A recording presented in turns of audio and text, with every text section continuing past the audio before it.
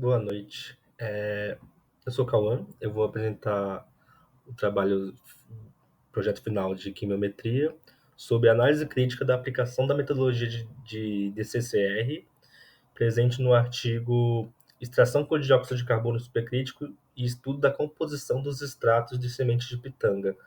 É um artigo de 2011, 2012, entre esses 2 anos, aqui da USP, e que foi usado o DCCR nesse artigo e a gente vai também usar no Protimiza. Um slide aqui. A introdução, a pitanga é uma fruta que vem ganhando destaque no cenário brasileiro. Ela é composta por polpa e semente, sendo que a semente é 31% do peso total. Tanto a fruta quanto a polpa possuem substâncias com diversas propriedades funcionais devido à alta concentração de carotenoides, e as sementes que resultam do processamento da polpa para o suco ou polpa congelada ainda não têm aplicação industrial. A análise de composição dos extratos das sementes e suas atividades biológicas está alinhada com os interesses da indústria alimentícia, que busca o aproveitamento integral da matéria-prima. O Brasil ocupa uma posição de destaque na produção dos óleos essenciais, ao lado da Índia, China e Indonésia. E esses são os principais produtores mundiais. Esse protagonismo nacional ele está relacionado principalmente aos óleos de origem cítrica, derivados da indústria do suco de laranja, de congelados. E, historicamente, o país também foi um importante exportador de óleo essencial de pau-rosa, safras e menta. Entretanto, nos últimos anos, passou a atuar como importador. Muitos estudos demonstram que os extratos obtidos por extração supercrítica apresentam qualidade superior àqueles produzidos por processos convencionais. Contudo, quando se trata de tecnologia supercrítica, sabe-se também que o investimento inicial de uma planta industrial é elevado, especialmente devido às exigências de um sistema que opera sob alta pressão. Assim, para otimizar as condições de operação e reduzir os custos, é essencial investigar detalhadamente as variáveis que influenciam o processo, de modo a alcançar os maiores rendimentos possíveis. O artigo inicial ele usou o software Estatística. Deixa eu passar aqui. Ele usou o software inicial Estatística, versão 7. E aqui a gente vai comparar com o Protimiza, que foi disponibilizado pelo professor. Deixa eu ir para a metodologia. Esses são os dados das variáveis investigadas. A pressão e a temperatura. A pressão, a mínima é 83, que é o menos 1,41, e a máxima é 267 kg/força por centímetro quadrado.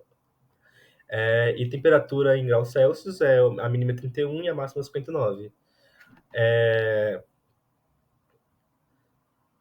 Deixa eu colocar os ensaios. Aqui são os ensaios. Foram 11 ensaios, sendo que os últimos 3 são os ensaios tudo 00, e os outros são os ensaios normais, que a gente já estudou, que a gente tem que fazer, e assim realizar nossa análise. Aqui dá os rendimentos conseguidos. A média foi 0,44 e o desvio padrão 0,11 de rendimento. É um rendimento que eu particularmente achei baixo quando eu vi no artigo. Eu pensava que ia ser um pouco maior. Dados. Esses foram os dados obtidos no nosso Protimiza. Saiu primeiro essa equação aqui, e logo depois essa lista, essa tabelinha com os coeficientes, que podemos analisar o p-valor. O que acontece? Se nossa precisão está em 95%, se o p-valor for maior que 0,05, não é uma variável significante. Então, aqui podemos ver que somente essas duas são significantes, as outras 3 não. E também podemos ver aqui no efeito de Pareto, que temos o T calculado e somente essas duas, tirando a média, né, passam do ponto mínimo aqui. E com esses dados ainda não tratados, a gente faz essa superfície aqui, que já dá para ver um pouquinho, dá para ver algumas coisas, dá para ver que a pressão ideal é entre 200 e 220 kg-força por metro quadrado, por centímetro quadrado, quer dizer. E a temperatura, claro, não dá para ser uma temperatura muito baixa, mas quando se está nessa pressão, não importa a temperatura, o rendimento já tá quase no máximo. A temperatura pode estar baixa ou alta, se estiver entre esse range de pressão máxima, o rendimento fica no máximo. Não tem muita divergência. E isso a gente observa aqui, porque realmente a temperatura ele não atingiu a significância que a gente esperava. Quando eu fiz esses dados, eu realmente falei, nossa, a temperatura não influencia nesse experimento em si. Agora vamos ver os dados parametrizados. Eu tirei as variáveis que não são significantes e ficamos com essa tabelinha aqui, essa equação, esse gráfico de Pareto e essa reta aqui com dados de rendimento esperado e preciso, não, é esperado e previsto. Com os dados parametrizados, fizemos essa tabela de regressão. Nosso R quadrado ficou 0,9356, é um R quadrado ok. E com isso conseguimos essa curva. E não é mais uma superfície, é uma curva, porque só tem uma variável.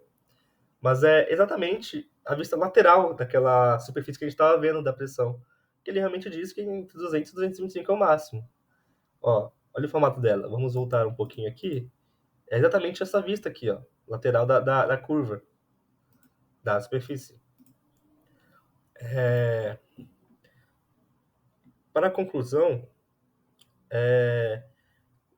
gostaria de falar que no artigo eles não tiraram as variáveis, eles continuaram com elas, mesmo não atingindo os graus de Pareto e não atingindo a significância, porque eles viram que quando a pressão estiver no máximo, a temperatura também. Então eles fizeram realmente a curva e colocaram a curva no artigo, a superfície. Uma imagem bem igualzinha a que eu coloquei aqui, que foi gerada pelo Otimista, mas lá eles usaram estatística. Mas eles optaram por deixar. Eles deixaram porque viram que a variável temperatura não é significante, porque quando o rendimento está no máximo, a pressão sempre está naquela faixa, não importa a temperatura. É isso. Esses são, essa foi a análise e conseguimos ver bastante semelhanças entre o Protimiza e o Estatística, que realmente deu um resultado bem parecido.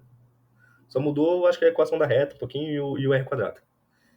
É isso, essas são as minhas referências. Muito obrigado. Boa noite.